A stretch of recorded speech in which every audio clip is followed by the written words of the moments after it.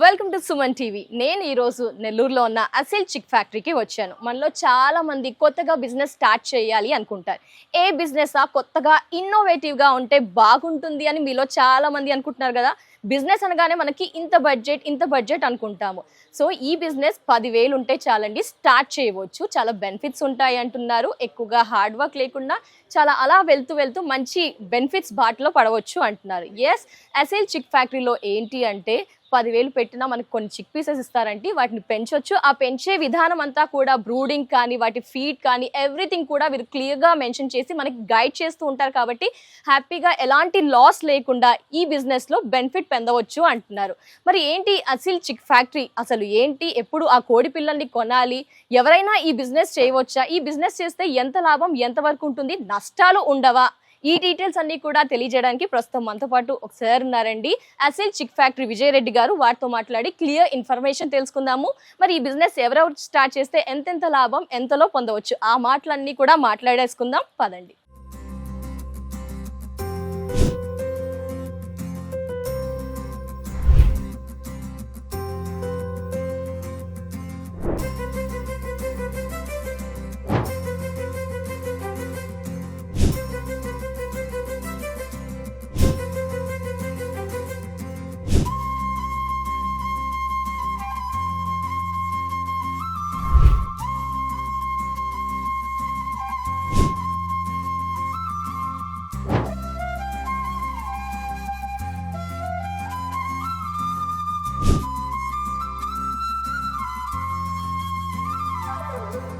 So మొత్తంగా 40 to 60 days కదా sir ఇదంతా కూడా. ఇక్కడికైతే వచ్చేసామండి. 40 to 60 days కోడి పిల్లల్ని అయితే చూస్తున్నాము. ఇక్కడ కూడా జాగ్రత్తగా ఉండాలంటారా? ఎలాంటి సలహాలు సూచనలు ఈ స్టేజ్ లో చేయాల్సినవి? మనం అక్కడ బ్రూడింగ్ ఏదైతే మనం ఫస్ట్ వీడియోలో చూసాం కదండి, బ్రూడింగ్ చూసాము. ఇక్కడికి వచ్చేసరికి ఇది గ్రోడప్ అంటే ఓకే, ఇప్పుడు ఇది ఎదుగుదల దశ అంటే జాగ్రత్తగా ఉండాలి. ఇప్పుడు ఈ వయసులో ఏంటంటే డిసీజ్ కూడా తొందరగా అటాక్ అవుతుంది. నెక్స్ట్ వచ్చేసి ఈ పిల్లలు పొడుచుకుంటుంటాయి. నెక్స్ట్ వచ్చేసి ఫీడింగ్ కొన్ని తింటుంటాయి, కొన్ని తినవు. వీటిని మనం జాగ్రత్తగా కాపాడుకుంటూ రావాలి. 1-2 సార్లు క్రాస్ చెక్ చేసుకుంటూ ఉండాలి. ఇది కూడా ముఖ్యమైన దశ. ఇక్కడ ఏంటంటే ఇప్పుడు మనకి వీటిలో ఫీమేల్ మేలే తెలియదండి. 2.5 months తర్వాత మనం దాన్ని సపరేట్, అంటే 40 to 60 days లో తెలియదు. ఇప్పుడు మనం సపరేషన్ చేసుకుంటాము. ఇప్పుడు పొడుచుకుంటుంటాయి. ఇప్పుడు మనం 10th day ఏదైతే డీబ్రేకింగ్ చేస్తామని ఇందాక అనుకున్నాం, 10th day డీబ్రేకింగ్ అయిన తర్వాత కూడా ఇంకొకసారి మళ్ళా పొడుచుకుంటూ కనిపిస్తుంటాయి అక్కడక్కడ మీకు బర్డ్స్. వీటికి మనం ఏం చేస్తామంటే ఉప్పు నీళ్ళు పెట్టుకోవడం, గమనించుకుంటూ కొంచెం షెడ్ లో కలిగి తిరుగుతా ఉంటే ఏంటంటే వాటికి ఆ ఫీల్ పోతుంది. ఒక 1 or 2 days లో మళ్ళీ మామూలుకి వచ్చి. ఓకే, ఉప్పు నీళ్ళతో ఏమైనా చెయ్యాలా సార్? నీళ్ళు డైరెక్ట్ గా ఇచ్చుకుంటే కొంచెం ఇది అనేది తగ్గుతుంది. ఫాలో అయితే మంచిది. నెక్స్ట్ వచ్చేసి ఈ దశ లో ఫీడింగ్ మంచి ప్రోటీన్ ఫీడింగ్ ఇవ్వాలి. గ్రోనప్ ఫీడ్ ఇవ్వాలి. అసలైన స్టేజ్ మంచి ఎదుగుదల స్టేజ్ ఇది. ఈ స్టేజ్ లో ఫీడింగ్ ఎక్కువ ఇవ్వాలి. ఫీడింగ్ ఎక్కువ తిన్నదాని వల్ల మళ్ళీ మనకి డిసీజ్ కూడా రావు. దాన్ని జాగ్రత్తగా కాపాడుకుంటూ రావాలి.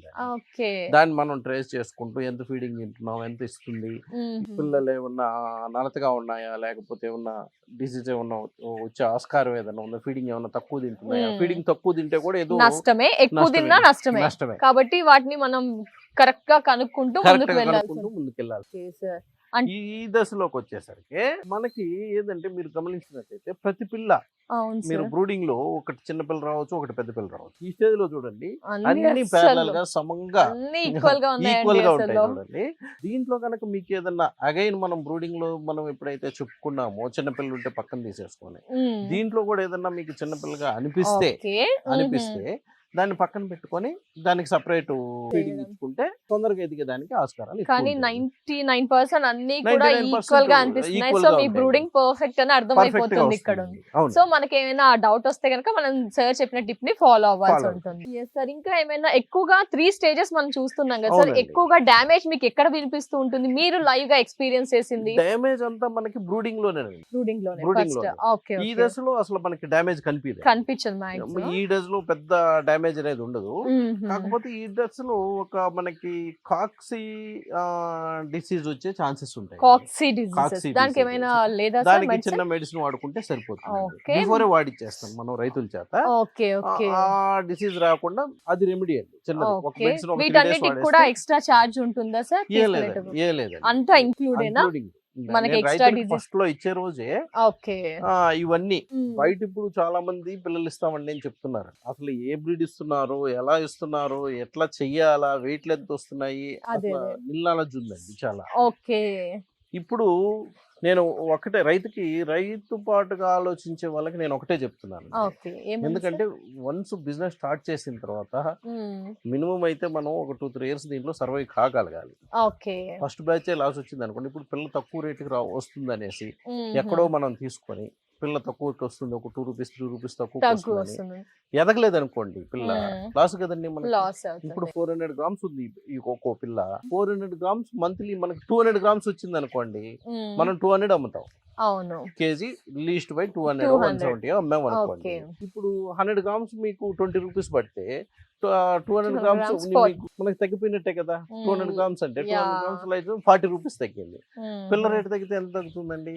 1-2-3 రూపీస్ తక్కువచ్చు, తగ్గుతుంది, ఎక్కువ ఉండొచ్చు. పెరగచ్చు. తక్కువచ్చు పెరగచ్చు. కానీ రైతులకి ఏంటంటే తక్కువ వస్తుందనే ఆలోచన, అపోహలు వద్దండి. నేను చెప్పేది ఏంటంటే క్వాలిటీ చిక్కు, క్వాలిటీ చిక్ కావాలి. క్వాలిటీ చిక్ కావాలి. మ్మ్. ఇంత జాగ్రత్తగా చేసుకోవాలంటే మాత్రం మ్మ్. కొంచెం ఏంటి, మనం జాగ్రత్తగా నా దగ్గరికి వస్తే సలహా నేను చెప్పి మన కాస్త రైతులు ఓపిక పెట్టాలని ఓపిక స్టార్టింగ్ పెట్టాలి. స్టేజ్ లో Starting ఒకసారి stage మిమ్మల్ని ఫాలో అవ్వాలి, Follow అవుతూ- తెలుసుకోవాలి, అందుకే ఎక్కువ చెప్తానండి. ఫోకస్ చేయాలి. నేను ప్రతి ఇదే కాదు సార్, ఏ బిజినెస్ అయినా స్టార్టింగ్ లో పక్కా లాస్ అవుతుందా అనే భయంతోనే అడిగేస్తాము. అడిగేస్తాం. బట్ డే స్టెప్ వేయాలి అంటే ఏవైతే ఉన్నాయో డే స్టెప్ వేసి ఇవన్నీ కూడా ఖచ్చితంగా స్టెప్ బై స్టెప్ ఫాలో అవ్వాలి. ఎక్కడో తక్కువగా వస్తుందని వెళ్ళకూడదు. క్వాలిటీ బాగుందా, బాగుండాలి. వాటిని ఏ విధంగా చేయాలి, ఒక్క అదంతా రోజుతో కూడా అయిపోయేది కాదు కదా. నాలెడ్జ్ నిల్లుండి కూడా వెళ్ళి కూడా వెళ్ళి లేస్ట్ కూడా వేస్ట్. ఇక్కడికి వచ్చేసరికి ప్రతి రైతుకి నేను చెప్తానండి, ఈ రోజు ఎప్పుడైతే ఉంటారో నెక్స్ట్ బ్యాచ్ కూడా ఉండాలండి. మీకు ఈ మన రిలేషన్షిప్ లైఫ్ లాంగ్ అదే అలా కంటిన్యూ జర్నీ అనేది కంటిన్యూ చేస్తూ ఉండాలి. దాదాపుగా 13 years నుంచి నా దగ్గర ఉన్న ఫార్మర్స్ కూడా ఇదే లైక్ ఇట్లే ఉన్నారండి. పర్మనెంట్ గా ఫార్మర్స్ Yes, అంటే అక్కడే 13 ఆలోచించాలి. years నుంచి ఫార్మర్స్ పర్మనెంట్ ఫార్మర్సే ఉన్నారండి. ఓకే, కంటిన్యూగా ఏదో లాస్ ఆర్ ప్రాఫిట్, బిజినెస్ లో లాస్ రావచ్చు, ప్రాఫిట్ రావచ్చు, అది ఉంటూ ఉంటుంది. బట్ కానీ కంటిన్యూ అవుతున్నారు ఫార్మర్స్. సో కంటిన్యూ అవుతున్నారంటే ఒకసారి రైతులే సార్ దగ్గర ఎక్కువగా కంటిన్యూ అవుతున్నారంటే మనం కూడా ఆలోచించవచ్చు ఎక్కడ ఎలా ఏ విధంగా కంటిన్యూగా జర్నీ చేస్తే ఆ బిజినెస్ లాజిస్టిక్స్ కానీ బిజినెస్ స్ట్రాటజీ కానీ తెలుస్తూ వాటిని ఏ విధంగా ప్యూర్ నాలెడ్జ్ వచ్చేస్తుంది ఇంకా అవునండి. చెప్పాలంటే. ఇప్పుడు రైతుకి ఫస్ట్ బ్యాచ్ వరకు నేనేం సజెస్ట్ చేస్తానంటే, మేము చెప్పిన టిప్స్ ఫస్ట్ బ్యాచ్ వరకు మేము చెప్పినట్టుగా ఫాలో అయితే, కొంతమంది ఉంటారండి ఫ్రీ రేంజ్ లో వదులుతామండి 1 month పెట్టిన తర్వాత, లేకపోతే ఒక 2 months పెట్టాక ఫ్రీ రేంజ్ లో వదులుతాము, కటింగ్ వచ్చిన స్టేజ్ లో మొక్కజొన్న వేస్తాము, లేదు ఇలాంటి మిస్టేక్స్ జరుగుతుంటాయండి. సింపుల్ లాజిక్ అండి. కొంతమంది ఏం చేస్తున్నారు, డైరెక్ట్ గా మాకు మక్కలు పండుతున్నాయి సార్, మొక్కజొన్న వేస్తాం చెప్తున్నారండి. ఇలాంటి వారు నేను ఇచ్చే సలహా ఏంటంటే సింపుల్ లాజిక్ మేడం, దీంట్లో ఏం లేదు. మనం ఇచ్చేది దీంట్లో ప్రోటీన్ ఫీడ్ ఇస్తున్నాం. మనము మన దగ్గర రైస్ ఉంది కదా ఇంట్లో అని చెప్పి ఒట్టి రైస్ తినలేం కదా. తినేలేం. ఎస్, అంతెందుకు సార్, మన కిడ్స్ కానీ మనం కానీ ప్రోటీన్ ఫైబర్ ఎవ్రీథింగ్ ఏ తినాలో అది తినాలి. ఒక రోజు ఏదైనా రాంగ్ ఫుడ్ తిన్నామా జంక్ అంటే నెక్స్ట్ డే అప్సెట్. యా, ఇక్కడ కూడా అదే ఫాలో అవ్వాలి మేడం. ఇక్కడ ఏంటంటే మనం కన్ను మూసి తెరిసే లోపు స్ప్రెడ్ అయిపోయి ఉంటుంది మేడం జబ్బు కోళ్ళకి. వన్స్ మనం బ్యాచ్ లో రాంగ్ స్టెప్ వేసాము అంటే ఒక్క రోజు 2 రోజులు కనుక కన్ను మూసి తెరిసే లోపు బ్యాచ్ అంతా ఆ డిసీజ్ అనేది స్ప్రెడ్ అయిపోతుంది. ఈ స్ప్రెడ్ అయిపోయింది దానివల్ల ఏంటంటే బ్యాచ్ మొత్తం లాస్ అవ్వాల్సి వస్తుంది. అవును, మొత్తం లాస్ అవ్వాల్సి వస్తుంది. దాన్ని బట్టి నేనేం చెప్తానంటే, ఆ ఇచ్చే ఫీడింగ్ ప్రోటీన్ ఫీడింగ్ ఇస్తే మనకి క్లియర్ గా మెన్షన్ చేశాను మేడం. నేను ఇంత బడ్జెట్ లో మనకి కోడి రెడీ అవుతుంది అని చెప్పేసి నేను క్లియర్ గా చెప్పాను. నెక్స్ట్ వీడియోలో కూడా చెప్తాను. క్లియర్ గా చెప్తున్నప్పుడు అంతకు రెడీ అయిపోతున్నప్పుడు హ్యాపీగా తీసుకోవచ్చు కదా.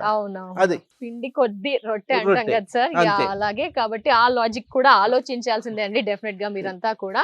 సో 40 to 60 అంతా కూడా మంచి వెయిట్ ఉన్నాయండి, చాలా హెల్దీగా కనిపిస్తూ ఉన్నాయి. క్వాలిటీ క్వాంటిటీ అయితే మీరు చెక్ చేసుకోవచ్చు. కోడి పిల్లల్ని చూస్తున్నారు కదా, చాలా బాగుంది బ్రూడింగ్ అంతా కూడా అని చెప్పుకోవచ్చు.